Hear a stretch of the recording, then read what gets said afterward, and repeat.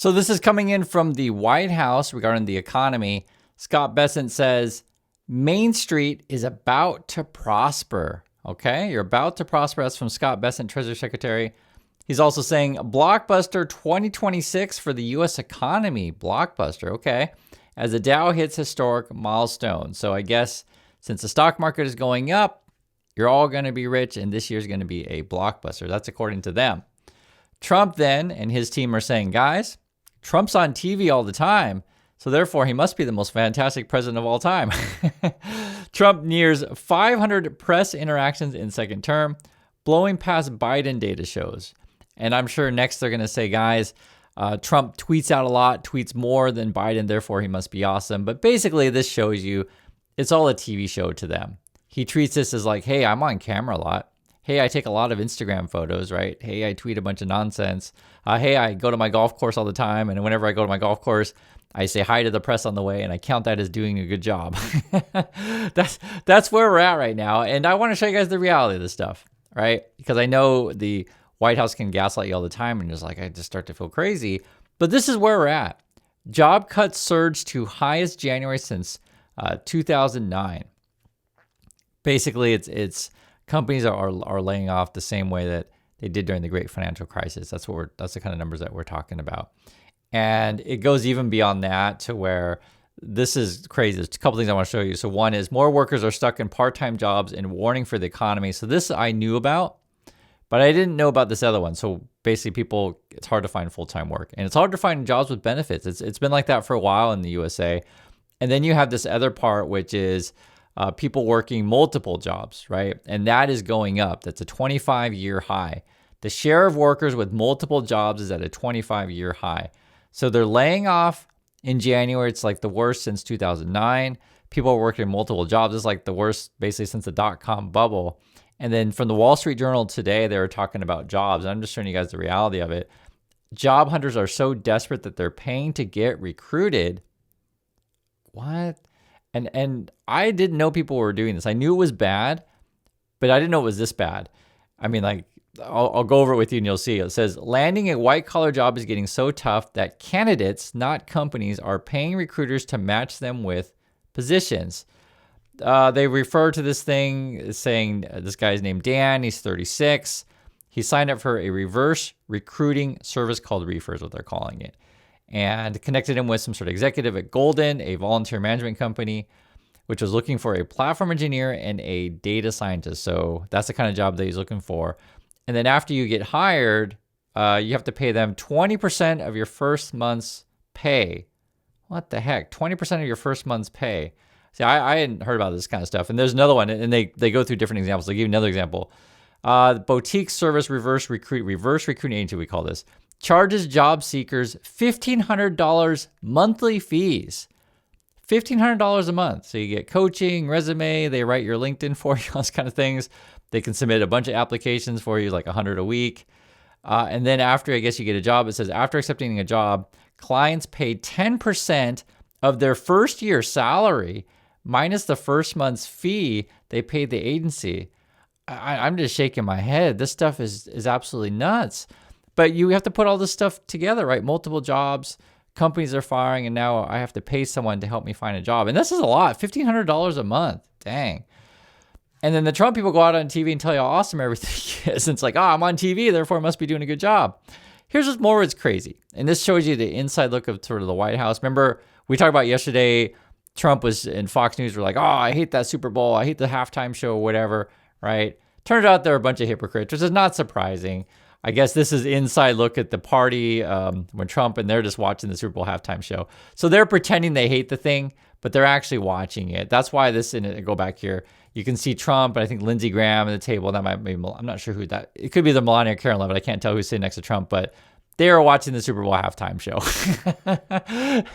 It's basically, if you lie about what you're watching at the Super Bowl and you're lying about jobs, what do you call these people? It's pretty obvious, isn't it? And take a look at this. Not everyone's buying it. Watch this. Yeah, okay. So if you know anything about Donald Trump, you know that he built his 2 presidential victories on winning voters without a college degree, while Donald Trump's base with non-college voters is absolutely collapsing. What are we talking about here? Well, why don't we just take a look? Voters without a college degree on Donald Trump. Look at this. Back in 2024, he won those voters over Kamala Harris by 14 points. You come over to this side of the screen. What's his net approval rating with him? He is underwater by 9 points. That's a 23-point switcheroo with his base of non-college voters. He is absolutely collapsing with the group of voters that helped put him into the White House, Kate. Okay, so how are these non-college voters feeling about 2026? Okay, so you see this drop of 23 points, right? From plus 14 Trump to now he's underwater by 9 points. How is that impacting their views on how they're going to vote for Congress? Well, you see a similar story going on here, right? Take a look. In the 2024 election, Republicans won those voters, those non-college voters, by 13 points. Now they're just ahead by just 1, 2, 3, 4 points. When you can count it on one hand, you know that you're in trouble if you're Donald John Trump and the Republican Party, in this case. And that's the real question right there, right? So you can see approval rating is absolutely sinking, but will that get people to change at the polls? My particular opinion on this one, I think there's a lot of people who say voted for Trump a couple times around, did not participate in politics before that. Like they just don't care about that stuff. And like, oh, Trump speaks like me. Trump talks to me, right? These kind of stuff. They decide to vote for Trump. And then after this experience, they'll just be like, they're all a bunch of crooks and they won't show up to the polls again. I think that's the most likely scenario. I don't know if necessarily these people will swing blue, but they may not necessarily just show up. And this is where I guys, when we talk about stuff on the channel, I just try to talk reals about this stuff, like about jobs, show you guys what the current situation is. We look at the economic numbers, all these things, and just be honest with people. I think that's the best policy. For me, I think it's an obvious turnoff when you look at Trump. That's why it's laughable. Hey guys, we're all going to do great. Main Street is prospering, and Trump's bragging about, hanging out with the press and being on camera. It's ridiculous, right? And then it gets even more crazy because you know how Trump was always talking about make America great again.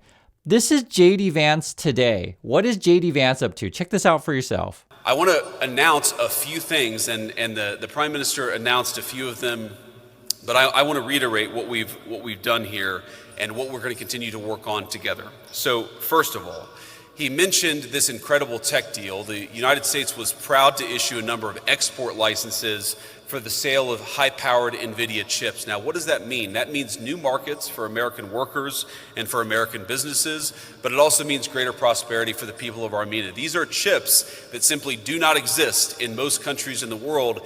They are now going So if you heard about this, basically we're talking about make Armenia great again. And I guess NVIDIA and the U.S. like working together, like, hey, let's make Armenia great again. And we're talking about chips in Armenia. Listen more. To be developed, and the data centers using those chips are going to be built, and in fact are already being built because of the Prime Minister's leadership, and we're very happy to partner on that. It will mean great things for American workers, and I think great things for the people of Armenia as well. And this is an article about this before they were talking about it. NVIDIA chips in millions for AI factory in Armenia, okay? You have to look at the full picture of what they're up to. And I'm curious if the MAGA people and Fox News will talk about this because it came across as really strange to me. In terms of the amount of investment, we've talked to a number of partners in the region, but also across the world who are very interested in it. They think that it's a very fertile investment opportunity. We actually spent a fair amount of time talking today about how we could make things go faster. I think the Prime Minister wants things to go as fast as possible because, again, this interconnectedness, this economic development is good for prosperity, but it's also good for peace. The United States is certainly going to play a very positive and constructive role in this, but I don't think that money is the issue. I think there's actually a lot of capital interest in this particular project. There are a lot of people across the world who think that they can make a good return on investment by investing in Armenia and investing in this TRIP project. No, I think money is the issue, and that's why you're there. You're there to invest in Armenia. And I'm just showing you guys this is coming directly from them. This is what they're doing today. They're bragging about how awesome everything is, and then they're running off, going and say, hey guys, we're investing in Armenia. Fantastic, right? And then they'll go on TV and tell you how great the numbers are. Listen to this. The open question really is what's going to happen to jobs as productivity goes up? And I think that there's a chance that job creation lags. Productivity skyrockets, profits skyrocket, GDP skyrocket, but then all of a sudden, like, you're making 20 widgets and you can make 20 widgets with a fewer person, and then that person has to find a new job. I think that kind of transition could happen. Right. So they're making the case, hey guys, GDP is going to go up, everything's going to be awesome, but some of you might not have a job. Because remember, and this is why we talk about this stuff all the time, they're pushing more automation. They're pushing more AI. They're even pushing jobs, I guess, to Armenia is our plan today. I mean, just be honest about this stuff. And they try to gaslight you all the time. But honestly, the guys, and I'm just telling you the truth, the poll numbers are showing it. Like, people are falling off. And then you got stuff like this. This is why it's so hard to find a job right now. This is coming from the Wall Street Journal. Like today was all about jobs because we're going to be getting a new jobs report this week. It's been delayed. We're curious what this ends up going to be showing. But then it says also a deep freeze has enveloped the U.S. labor market. A whole bunch of factors are at play. And it's funny when you read through this stuff, it's like, oh my God, it's like too much to go over. I'll show you. It just says the pace of hiring in America has dropped precipitously, and there isn't a single reason why. Instead, there are a lot of them. That's coming from the Wall Street Journal. This is just, it's like the whole thing is just blowing up.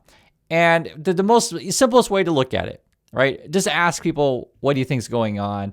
Shares of consumers who say jobs, right? Plentiful. If you think jobs are plentiful, you're in a real minority. That's like going down. Jobs hard to get, that is going up, right? You can see it. These kind of charts I'm showing you guys of what's going on is the reality of it. And I know it's not fun to talk about this stuff, but I do want to be honest with you on these things. And for me, like today was all about jobs, and it's so bad again. Job hunters are so desperate that they're paying to get recruited. So I want to hear your thoughts on this stuff. I also want to hear from different industries because everyone's going to have a different experience out there. And I like to hear just reality from on the ground. So thank you for your time, everyone. Please be safe, and I'll catch you on the next video.